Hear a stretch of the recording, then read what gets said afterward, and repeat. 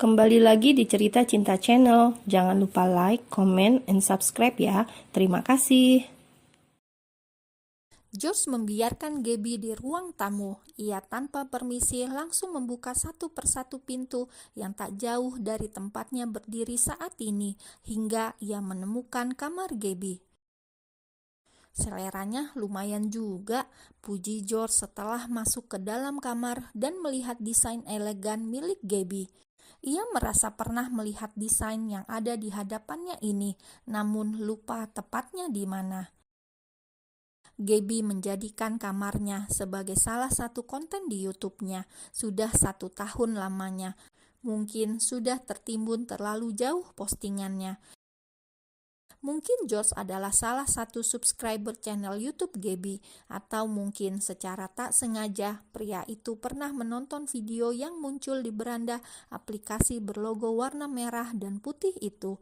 Entahlah, bisa juga pria itu adalah salah satu fans Garci. George segera mengambil koper milik Gabby. Ia memasukkan pakaian yang ada di almari secara asal, bahkan ia pun memasukkan dalaman milik Gabby tanpa merasa risih sedikit pun.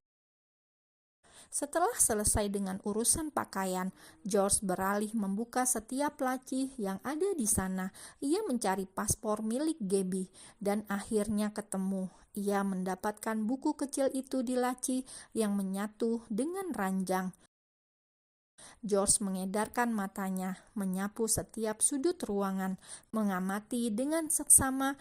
Menurutnya ada yang kurang dari kamar seorang wanita.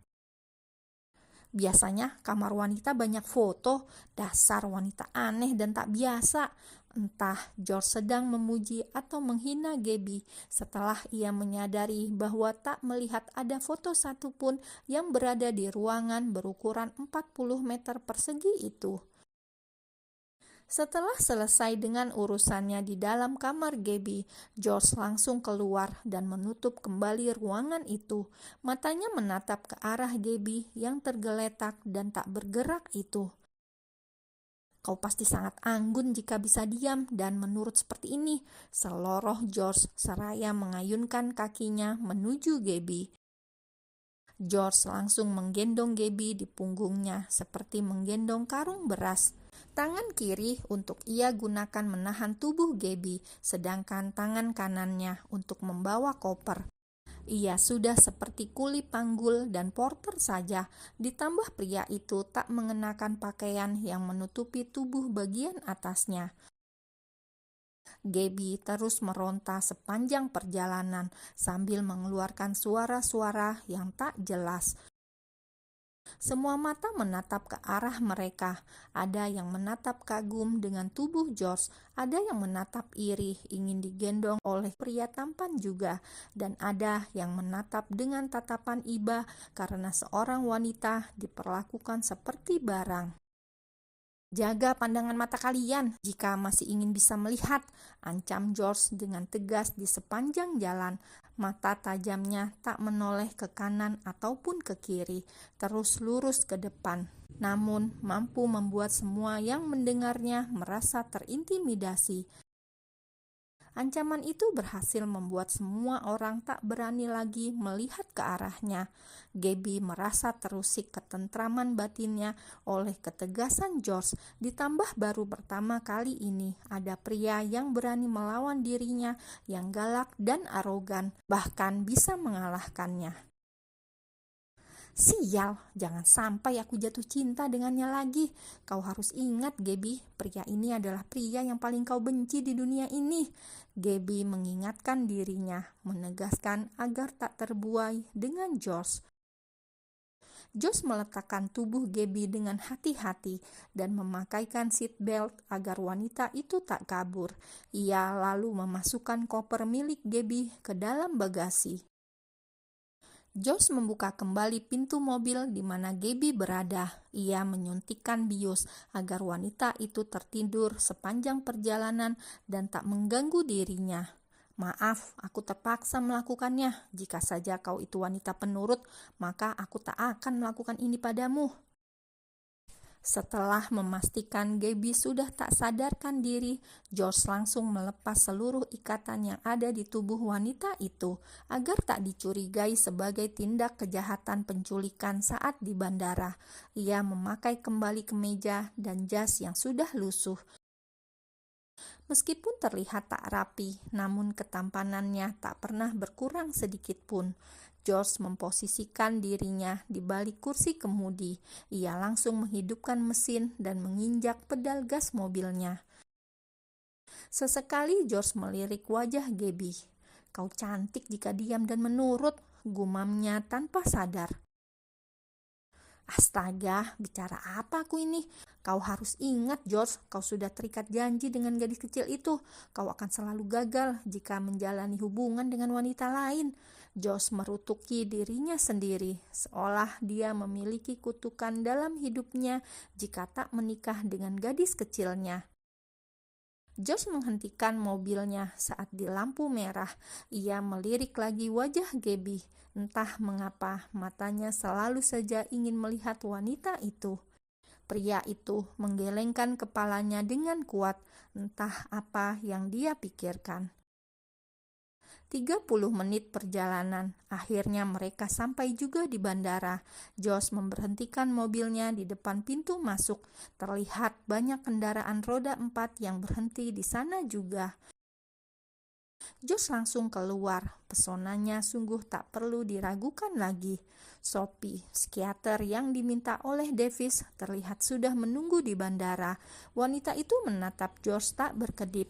Bahkan mulutnya terbuka lebar dengan air liur yang sedikit keluar.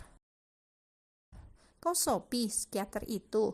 Suara George membuyarkan lamunan wanita itu. Ia bahkan berbicara tanpa menatap orangnya. Sudah terlanjur risih dengan tatapan wanita yang terlihat memuja dirinya. Sophie tergelak. Dia buru-buru menyeka liurnya. Iya, jawabnya gugup. "Pinjamkan kursi roda di bandara," titah George pada Sophie. Baik, Sophie tak bisa menolak. Entah mengapa aura George membuat setiap orang tak berkutik dan selalu menurutinya. "Cih, dasar wanita," melihat pria tampan sedikit langsung terpesona. Hina George. Ia melirik ke arah Gabby. "Kecuali wanita satu ini, kupikir dia aneh dan tak normal." Lagi-lagi dia tak dapat dibedakan sedang memuji atau menghina Gabby. Sembari menunggu, George mengeluarkan koper dari bagasi. Ia menyenderkan tubuhnya pada badan mobil dan melipat kedua tangannya di dada. Sesekali ia melihat jam Richard Mille yang melingkar di tangannya. "Ini tuan," Sophie menyerahkan kursi roda pada George. "Lama sekali kau," hardik George tanpa mengucap terima kasih. Ia langsung merebut benda yang dipegang oleh Sophie. Tampan, sayangnya dingin. Kekasihnya pasti akan menjadi wanita paling beruntung memiliki pria sedingin itu yang tak akan pernah melirik wanita manapun. Seandainya aku adalah wanita beruntung itu, pasti tak akan menolaknya," gumam Sophie dalam hati. George langsung membuka pintu mobil. Ia mengangkat Gabby dan mendudukkan pada kursi roda dengan hati-hati. "Kenapa dia tak sadarkan diri? Apa wanita ini yang sakit?" celetuk Sophie melemparkan pertanyaan. George menatap tajam Sophie. "Jangan banyak bertanya jika masih ingin menghirup udara segar," ancamnya. Glek. Sophie menelan salivanya. Sungguh mata elang itu sangat menakutkan. Hanya bertanya hal sepele saja, pria itu tak mengizinkan, bahkan terlihat ingin menelannya hidup-hidup. George segera melangkahkan kakinya. Tangan kanannya digunakan untuk mendorong kursi roda dan tangan kiri ia gunakan mendorong koper Gabby. Bahkan dia tak sempat menyiapkan pakaian ganti karena terburu-buru. Ia bisa meminjam Davis ataupun membeli di sana. Hanya masalah pakaian itu sangat mudah baginya. "Tuan, biar ku bantu." Sophie yang ingin membantu mendorong koper agar George tak kesulitan pun ia urungkan setelah mendapat tatapan tajam dari George lagi. "Jaga mobilku baik-baik," titah George pada sekretarisnya yang tadi sengaja ia hubungi untuk mengambil mobilnya di bandara. Ia memberikan kunci mobil dan juga sejumlah uang sebagai bayarannya. Selain menjadi asisten pribadi, dia juga seorang wakil direktur di Triple D Corp. Jadi wajar saja jika memiliki seorang sekretaris. Baik tuan, sekretaris bernama Joe itu menunduk mengerti. Josh melanjutkan langkah kakinya untuk melakukan check-in dan menimbang barang untuk dimasukkan ke dalam bagasi. Ia menggunakan pesawat first class untuk menemani perjalanan hingga ke Bali. Setelah selesai, mereka langsung menuju pesawat sebab keberangkatan akan dilakukan 15 menit lagi. Seluruh penumpang terlihat berbondong-bondong memasuki kabin burung besi itu. "Maaf, saya bantu." Salah satu pramugari menawarkan bantuan untuk mendorong kursi roda Gabby. Tatapan wanita itu seolah mencari perhatian George. "Kau bawa saja kursi roda ini, kembalikan ke tempat peminjaman." George langsung menggendong Gabby untuk dia bawa masuk ke dalam pesawat dan tak memperdulikan pramugari itu.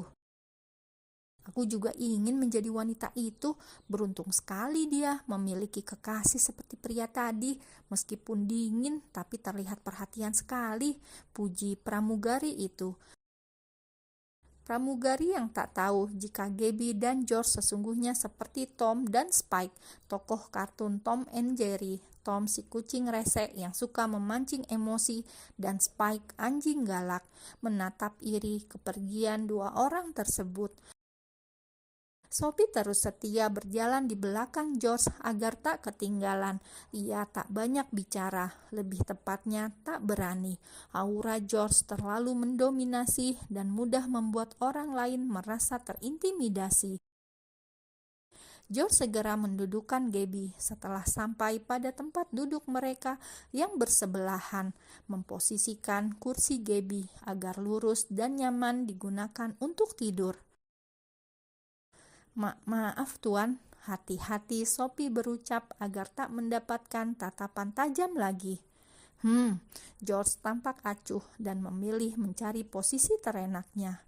"Kursiku yang mana?" tanya Sophie.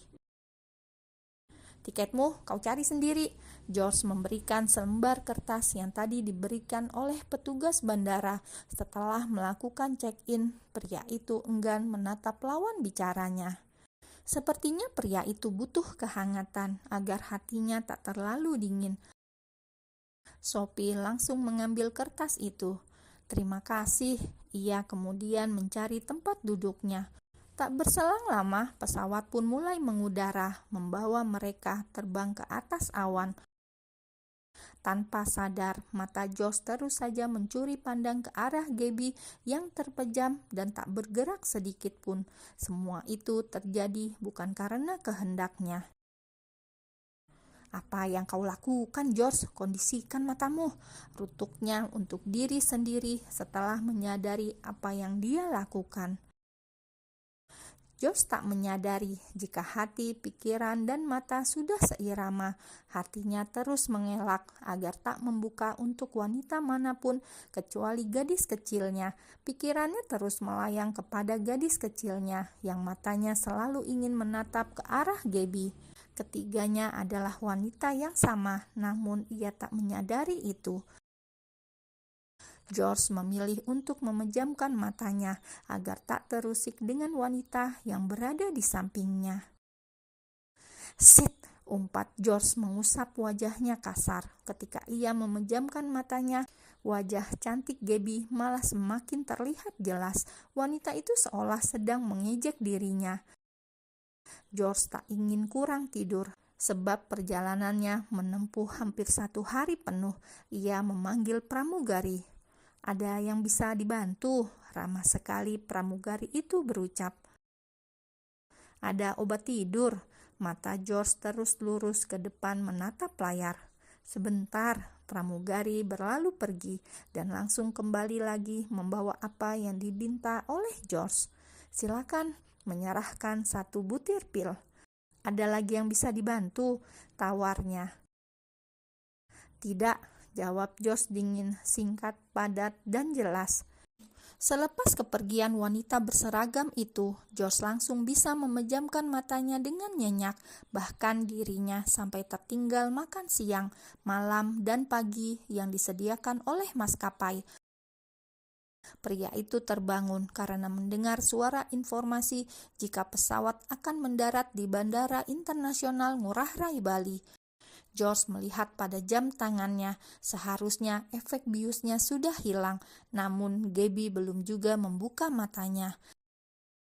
Mau tak mau, ia harus menggendong lagi. Saat tubuh Gabby sudah berada di atas tangannya dan melayang di udara, wanita itu membuka matanya.